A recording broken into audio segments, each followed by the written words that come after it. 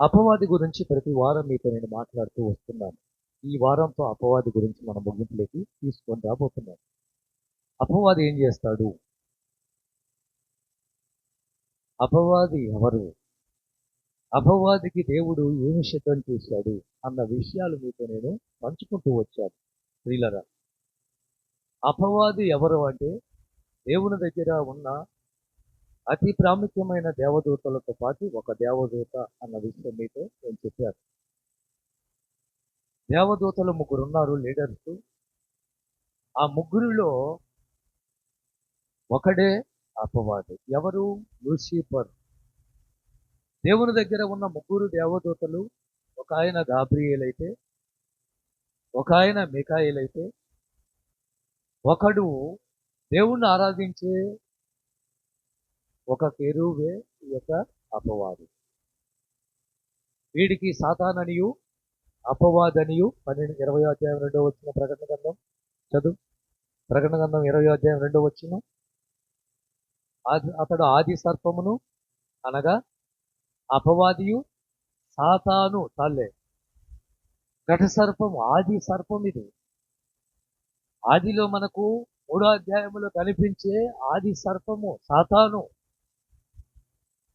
Lucifer అనేది బైబిల్లో కనిపించదని, మరి లూసిఫర్ను ఎలా పేరు ఎక్కడే తీసుకొచ్చారు అంటే 14వ అధ్యాయం యెషయా గ్రంథంలో 28వ అధ్యాయమా 14వ అధ్యాయమా 14వ అధ్యాయంలో మనకు ఈ లూసిఫర్ 12వ వచనంలో అతని పేరు తర్జుమా చేయబడింది. తేజో నక్షత్రమా ఏకువ చుక్క 12వ వచనంలో, 12వ వచనమేనా? 14వ అధ్యాయం యెషయా గ్రంథం 12వ వచనంలో తేజో నక్షత్రమా ఏకువ చుక్క. ఎంత విలువైనటువంటి పేరుంది! తేజో నక్షత్రమా ఏకువ చుక్క. ఏకువ చుక్క ఎంత వెలిగించబడుతుంది. తెల్లవారుజామున ఒక నక్షత్రం పుడుతుంది చూడు, ఎంత బాగుంటుంది అది. అలాంటి విలువైనటువంటి వ్యక్తిని దేవుడు ఎందుకని పాతాళంలోకి నెట్టేశాడు? దేవునికి వ్యతిరేకంగా తిరుగుబాటు చేసిన దేవదూతలు. అందుకే తిరుగుబాటు చేసేవాడిని దేవదూతల్ని వదిలిపెట్టలేదు. మరి మనిషిని ఎందుకు వదిలిపెడతాడు? తీర్పు తీర్చే దేవుడు. ఆ రోజు దేవదూతలను తీసుకెళ్లి బిలమలో పడేశాడంటే పాతాళం నింపేశాడు. మనుషులను కూడా తప్పకుండా ఆ పాతాళానికి నెట్టి వేస్తాడు. పాతాళము దేవుని కొరకు, మనుషుల కొరకు దేవుడు చేసింది కాదని కూడా మీతో నేను చెప్పాను. దయచేసి వినండి. అపవాదికి వాని దూతలకు చేయబడిన పాతాళము, నరకం అనేది ఒకటి ఉంది. అపవాది సంబంధికులు, అపవాది పనులు, అపవాది చేసే శాస్త్రాలు చేసే వారికి ఆ పాతాళములో నెట్టివేస్తాడని కూడా 25వ అధ్యాయము ఏది మత్తయి సువార్తలో మనకు కనిపిస్తుంది. కుడివైపున గొర్రెలు, ఎడమవైపున మేకలు. వాళ్ళని చూసి, ఎడమవైపున మేకలను చూసి అంటాడు, రండి మీరు, ఇదిగో అపవాది సంబంధికులు, అపవాదికి వాని దూతలకు సిద్ధము చేసిన పాతాళములకి వెళ్ళిపోండి అని అంటారు. నరకము మనుషుల కోసం దేవుడు అస్సలు కనిపెట్టలేదు. చాలా మంది ప్రశ్నిస్తుంటారు, నరకం ఎందుకు దేవుడు చేయాలి? నరకములో దేవుడు ఎందుకు పడేయాలి? నరకము నీ కోసం నా కోసం చేయబడింది కాదు. అది దేవదూత తిరుగుబాటు చేసినందువల్ల పాతాళము వాడి కోసమే తయారు చేయబడింది అనే సాతాను మనుషులు ఉన్నారు, ఏజెంట్లు ఉన్నారు, వారికి కూడా అదే శిక్ష. అయితే అపవాదికి సమయం లేదని కూడా మీతో పంచుకున్నాను. అపవాదికి ఏమి లేదు? అపవాదికి టైము లేదు. 12వ అధ్యాయము ప్రకటన గ్రంథము 12వ వచనం. ఈరోజు మనము ఈ పాఠాన్ని ముగించబోతున్నాం. 12 అందుచేత ఉత్సాహించండి భూమి సముద్రమా, మీకు శ్రమ. అపవాది తనకు సమయము ఎంత? టైం ఉందా? దానికి కాలము లేదు, టైము లేదు. వానికి చాలా తక్కువ టైం ఉంది. ఈ తక్కువ టైంలో అపవాది ఎవరిని మింగుతున్నా? అపవాదికి సమయం లేదని వాడు ఎంతమందిని అయితే ఈ టైంలో కాజేయాలో, నాశనం చేయాలనే ప్రయత్నం చేస్తూ ఉన్నాడు. అందుకే శత్రువు అయిన అపవాది గురించి నువ్వు తెలుసుకుంటే బాగుంటుంది. ఎఫెసీ పత్రికలు అంటాడు, అపవాదికి చోటు ఇయ్యొద్దు. వాడికి చోటిచ్చావా నిన్ను నాశనం చేసేస్తాడు. ఎవరు అపవాదికి చోటిచ్చారో కూడా మీతో నేను పంచుకున్నాను. యోధా ఇస్కరియోతు ఏం చేశాడు? అపవాదికి అంతా పోనీలే, పాపములే అని చెప్పి రానిచ్చాడు. ఏం చేసింది అపవాది? ఉరేసుకొని చచ్చిపోయేలా చేసింది. అందుకే చాలా మంది చెప్తుంటారు, ఒక ఆవిడ చీమల మందు అనమాట, కొండేపు ఆయన విక్టరు విక్కీ గారు నాకు బాగా పరిచయము, బాగా క్లోజ్గా ఉన్న వ్యక్తి. ఆయన కొంచెం ఆ కాలవుడు. ఆయన 3 గాళ్ళ బండి మీద వచ్చేవాడు మన కాలనీకి. అందరికీ తెలుసు. తెలిసి వాళ్ళ అన్న విక్కీ గారు. ఆయన నన్ను ఒక రోజు ఫోన్ చేశాడు. ఫోన్ చేసి హైవే దాటిన తర్వాత ఒక హాస్పిటల్ ఉంది. ఏ హాస్పిటల్ నాకు గుర్తులేదు. ఇక్కడికి రాండి పాస్టర్ గారు, ప్రార్థన చేయాలి. వెళ్తే ఆ అమ్మాయి చీమల ముందు తిన్నదంట. 2 పిల్లలు ఉన్నారు. మొత్తానికి కట్టించారు, బతికిందిలే. వెళ్ళి ప్రార్థన చేయడానికి వెళ్ళి అడిగినప్పుడు ఆమె చెప్తున్న మాట, అమ్మా ఎందుకు తిన్నావు, ఎందుకని చీమల ముందు తిన్నావు అని అంటే ఆమె అంటుంది, వారం రోజుల నుంచి నాతో ఎవరో చెప్తున్నారు, నువ్వు వెళ్ళ తినేయి నువ్వు అది తినేయి అని చెప్తున్నారట. నేను వెళ్ళి చీమల ముందు తినకట. నీ భర్తకి ఏమన్నా గొడవ పడి తిన్నావా? లేదు పాస్టర్ గారు. పిల్లలు ఏమన్నా అన్నారా? లేదయ్యా. ఇరుగు పొరుగు వారు ఏమన్నా అన్నారా? లేదయ్యా. నీ తోడికోళ్ళు ఏమన్నా అందా? లేదు కాదు. మరి ఏమి లేకుండా ఎందుకు తిన్నావు? ఎవరో నన్ను ప్రేరేపిస్తున్నారు, ఎవరు నాతో మాట్లాడుతున్నారు. ఇలా ఎంతమంది చచ్చిపోయారు తెలుసా మీకు? ఏ కారణము లేకుండా ఎందుకు చచ్చిపోతున్నారు తెలుసా మీకు? అపవాది. ఆ రోజు యూదా ఇస్కరీతు బల్లారాధనలో చేయి పెట్టాడు. 13వ అధ్యాయము యోహాను సువార్తలో. బల్లారాధనలో ముఖం ఉంచాడు, తిన్నాడు. యేసు రక్తము, యేసు శరీరం అని ఆయన ప్రార్థన చేసి ఇచ్చాడు. రొట్టె రసం తీసుకున్న తర్వాత వాడు ఆ ముఖం ఉంచుకొని బయటికి వెళ్ళాడు. సాతాను వాడిని ప్రేరేపించింది, అమ్మే యేసును అమ్మే, డబ్బులు బాగా వస్తాయి. ఇయ్యాలి. అందుకే అపవాదికి మీరు చోటియ్యొద్దు. చోటిచ్చిన యూదా ఇస్కరీతు ఏమయ్యాడు? అపవాదికి భయము లేదు అన్న విషయాలు మీతో నేను పంచుకుంటూ వచ్చాను. ఇవన్నీ మీకు కావాలి అంటే ఇందులో 3 భాగాలు నేను చేశాను. మొదటిది, అపవాది ఏం చేస్తాడు చెప్పాలి. అపవాది మొట్టమొదటిగా మనిషిని శోధనకు గురి చేస్తాడు, శ్రమలకు గురి చేస్తాడు, పాపానికి గురి చేస్తాడు. అందుకే మీరు శోధనలో ప్రవేశింపుకున్నట్లు మొట్టమొదటి మాట చదివిస్తాను మీకు. మొట్టమొదటి మాట మత్తయి సువార్త 4వ అధ్యాయము 1వ వచనం నుంచి. అప్పుడు యేసు అపవాది చేత శోధింపబడుటకు ఆత్మ వలన అరణ్యమునకు కొనిపోబడిన. ఎక్కడికి తీసుకొని వెళ్ళింది అపవాది? చూసావా? ఆయన 40 రోజులు ఆకలితో ఉండి ఉపవాసం ఉండి తండ్రి అయిన దేవునికి ప్రార్థన చేస్తూ రాబోతున్నటువంటి సిలువను ఎలా భరించాలి, శ్రమలను ఎలా సహించాలి, కొరడా దెబ్బలు ఎలా ఓర్చుకోవాలి, ముఖంపై ఉమ్ము, తలపై ముళ్ళ కిరీటము, రకరకాల మనుషులు మాట్లాడే సూటిపోటి మాటలు ఎలా భరించాలి, తండ్రి నాకు ఏదో ఒక శక్తినివ్వు అని ఆయన ఉపవాసం ఉండి ఈ 33.5 సంవత్సరంలో 3.5 సంవత్సరం తండ్రి పనిచేయాలి. ఎన్నో ఆటుపోట్లు, ఎదురు దెబ్బలు ఉంటాయి. ఎంతో మంది ఆటంకపరిచేవారు ఉంటారు, బాధ పెట్టే వాళ్ళు ఉంటారు. తండ్రి పని చేస్తూ ఉన్నప్పుడు సైతాను తప్పకుండా దాడి చేస్తాడు అని చెప్పి ఆయన ప్రార్థన చేస్తుంటే ఉపవాసం ఉన్న యేసుని ఏం చేసింది? అరణ్యానికి లాక్కొని తీసుకొని వెళ్ళి ఏం చేయటం మొదలుపెట్టింది? శోధించడం. అది యేసు ప్రభు అనేక మార్లు చెప్పిన మాట, మీరు శోధనలో ప్రవేశించకూడదు, మీరు శోధనలో పడిపోకుండా ఉన్నట్టు వెలుగు కలిగి ప్రార్థన చేయండి. యేసు ప్రభు నేర్పించిన ప్రార్థనలో, పరలోకమందున్న మా తండ్రి, నీ నామము పరిశుద్ధ పరచవు, నీ రాజ్యము వచ్చును గాక, నీ చిత్తము పరలోకమందు నెరవేరబడినట్లు భూమి మీద మమ్మల్ని శోధనలోకి తేస్తా.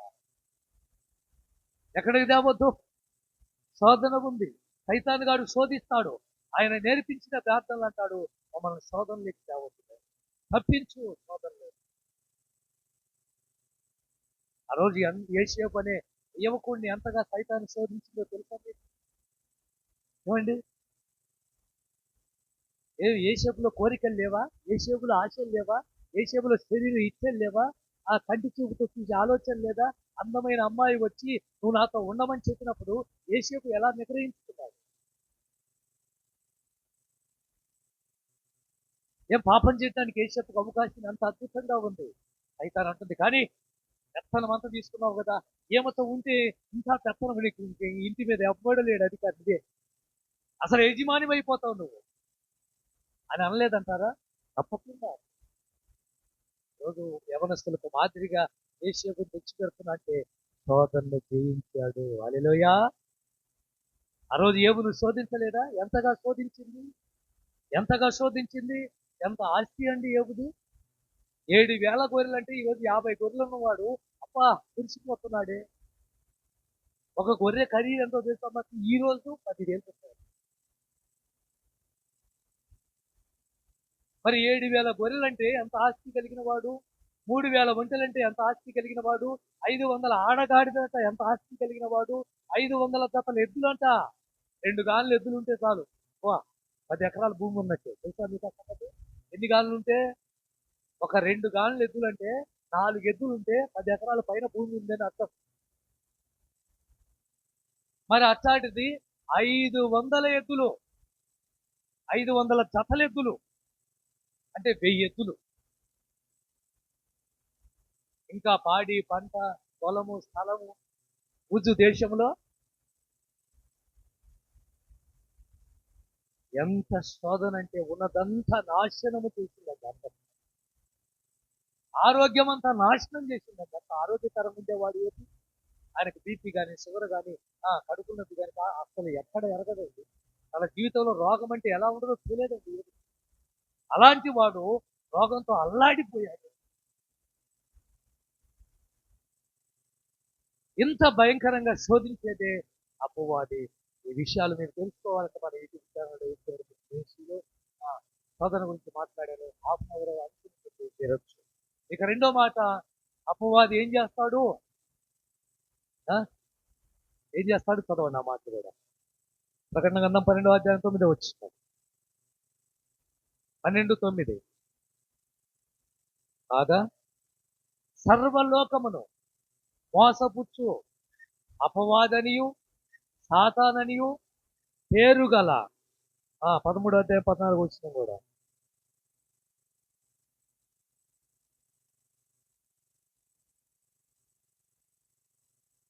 ప్రకటన గ్రంథం ఆ ఆ ఉమ్, ఉమ్, ఉమ్, ఉమ్.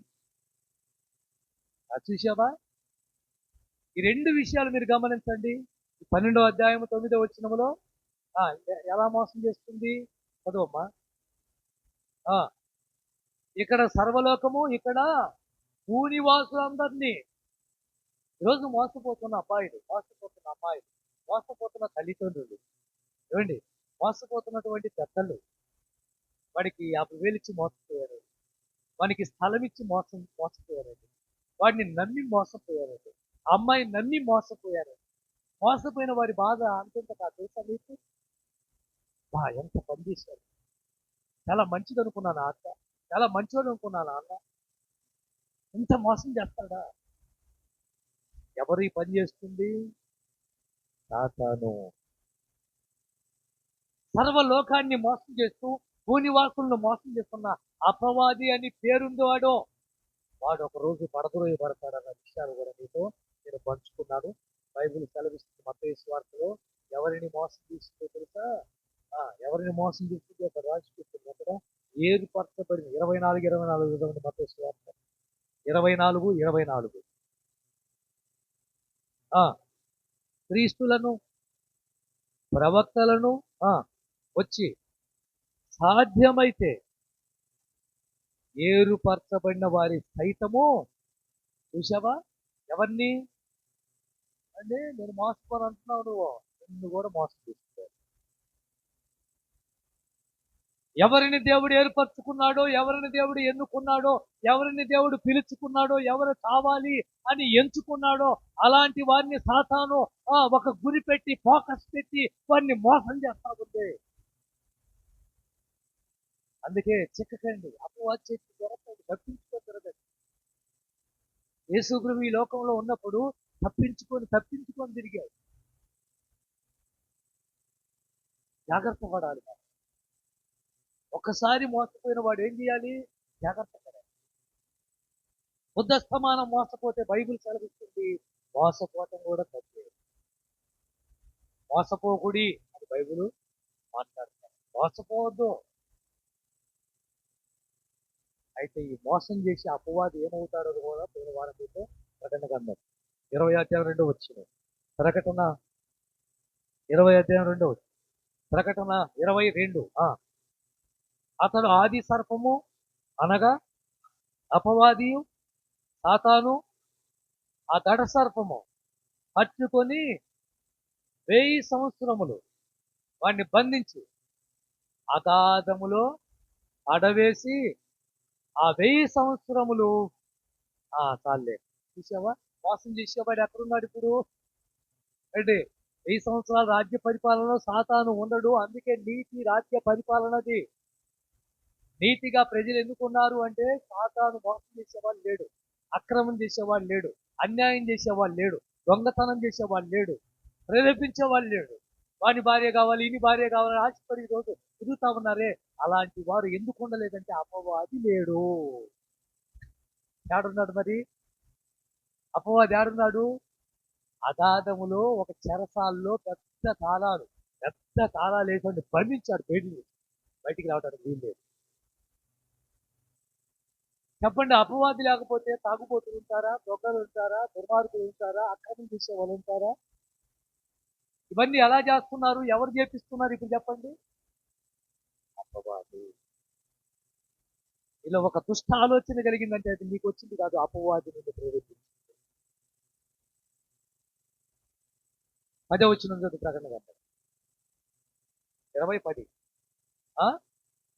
వారిని మోసపరిచిన అపవాది ఎక్కడ పడేశాడు? ఇక అగ్ని గుండములో నరకములు తను పడేశాడు. మోసం చేసేవాడు లేడు, మాయ చేసేవాడు లేడు, అక్రమం చేసేవాడు లేడు, అన్యాయం చేసేవాడు లేడు. 1000 సంవత్సరాల పరిపాలన నీతి రాజ్యంగా పరిశుద్ధంగా ఉంటుందంటే కారణము పాడు చేసేవాడు. అయితే ఈరోజు చెప్పాలి అనుకున్నటువంటి మాట ఏంటంటే 3వ మాటతో మనం ముగింపులోకి వచ్చాం. అపవాది ఏం చేస్తాడు చెప్పండి, నేను ముగిస్తున్నాను. అపవాది ఏం చేస్తాడు? మొదటి మాట చెప్పండి అమ్మా, నా వైపు చూడండి. మొదటి మాట, అపవాది ఏం చేస్తాడు? శోధిస్తాడు. నెంబర్ 2, రెండోది, అపవాది ఏం చేస్తాడు? మోసం చేస్తాడు. నెంబర్ 3, మూడోది చెప్పండి, ముగిస్తాను. మీకు చెప్తే నేను ముగిస్తాను. అంటే దీన్ని చెప్పని ఇప్పుడు మీరు ఏం చేస్తాడు అపవాది, మూడోది చెప్తే నేను ముగిస్తాను. చెప్పిన వారికి ప్రైజ్ కూడా ఉంటుంది వచ్చే ఆదివారం. ఇప్పుడు చెప్పండి. అపవాది ఒకటి శోధిస్తాడు, నెంబర్ 2 మోసం చేస్తాడు. దాంట్లో చాలా ఉంటాయి. ఇక మూడోది చెప్పండి. వచ్చే వారం దీని గురించి పూర్తిగా మాట్లాడుకున్నాను చెప్తే. సరే, వచ్చే వారం మిమ్మల్ని నేను అడుగుతాను, ప్రైజ్ సిద్ధం చేసుకుని వస్తారు, మీరు చెప్తే మీకు ఇస్తాను. ఉన్నారా చెప్పే వాళ్ళు ఎవరైనా తింటే చెప్పండి, ఏదైనా చెప్పండి. ఒకవేళ తగిలిచ్చేమో ఏదంటే చూడు, విద్యార్థికి తగలొచ్చు. ఏమైంది? విద్యార్థిగా తగలొచ్చు. ఏం చేస్తాడు అపవాది? చెప్పమ్మా. బలహీన పరుస్తాడు. ఇంకా వాక్యం రెఫరెన్స్ తో కూడా మనకు రావాలి. అపవాది ఏం చేస్తాడు చెప్పాలి. ఇదిగోనమ్మా చెప్పు. రైట్. వచ్చే వారం మళ్ళీ ఇదే ప్రశ్న మిమ్మల్ని అడుగుతాను. కళ్ళు ప్రార్థన చేసుకున్నాను. దయగలిగిన మాట్లాడి నీ మాటలు మీరు దీవించమని ఆశీర్వదించమని. అయ్యా, అపవాది ఒక దుర్మార్గుడని, దుష్టుడని, అది ఒక సైతానని, దెయ్యమని, దానివల్ల ఎంతో నష్టపోతున్నామని మేము తెలుసుకుంటున్నాం. వారి యొక్క ప్లాను ఆలోచన ఏమిటో తెలుసుకొని ఓ జాగ్రత్తగా మేము నాయన ముందుకు వెళ్ళాలని వాక్యం మాకు బోధిస్తూ ఉంది. బలపరచు. ఈరోజు ఎవరు కూడా అపవాది చేతిలో పడకుండా, వానికి దొరకకుండా తప్పించుకొని బహు జాగ్రత్త పడి ముందుకు వెళ్ళడానికి సహాయం చేయమని ఈ వాక్యం మా జీవితాలకు, మా కుటుంబాలకు, మా బిడ్డలకు ఆశీర్వాదకరంగా మార్చమని యేసు నామమున ప్రార్థన చేసి అడిగి వేడుకొనుచున్నాము తండ్రి.